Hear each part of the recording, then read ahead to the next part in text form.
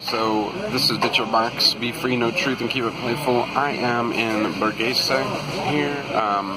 This place makes amazing burgers and breakfast tacos. But I want to talk to you briefly about continuing the conversation regarding this false left versus right paradigm. I've been talking recently about this. Watch my recent videos, the spoken word piece I did. What do you think about that? Leave me a comment. Also, how I described the use of Alex Jones and Donald Trump to give you a better map, a better understanding of the way the world actually is. That's what my intention is here, is to give you a more accurate map to what's going on. And today I want to briefly talk to you about two topics. One is the Sykes-Picot Agreement, and the other one is the Balfour Declaration. Both of these agreements have a huge impact on what we see going on today, and yet very few people know about it.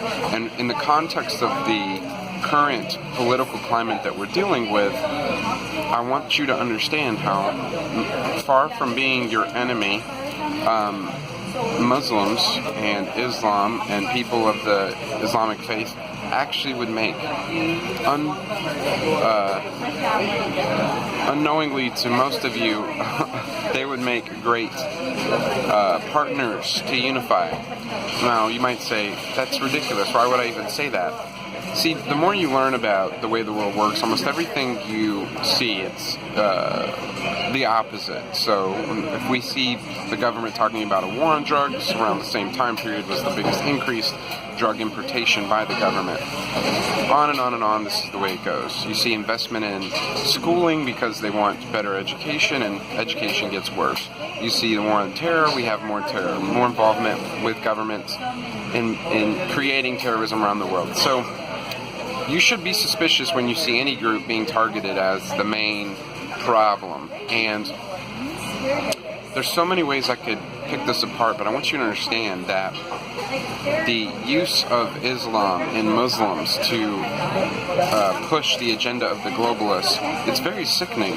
And it's sickening that not only do we have a common cause with them, because the entire Middle East is a result of globalist intervention to a degree that most people are unaware. So let's get into it, right?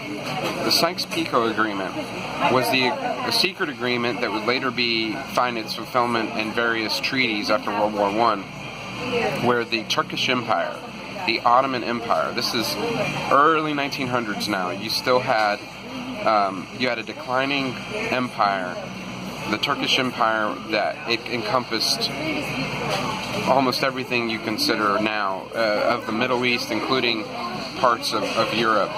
But this Sykes-Picot Agreement was between representatives of England and France to basically carve up the Middle East.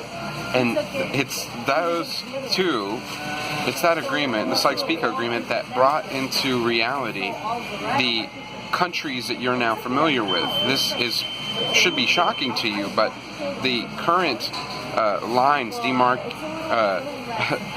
that show the different countries in the Middle East, demarcating, is that a word? Demarking? I don't know. Syria, Palestine, Saudi Arabia, Iraq, Iran, on and on and on, right? Lebanon, all of these were actually the creation of the Sykes-Picot Agreement, where the British and French carved up the Middle East according to their various interests and holdings in the region.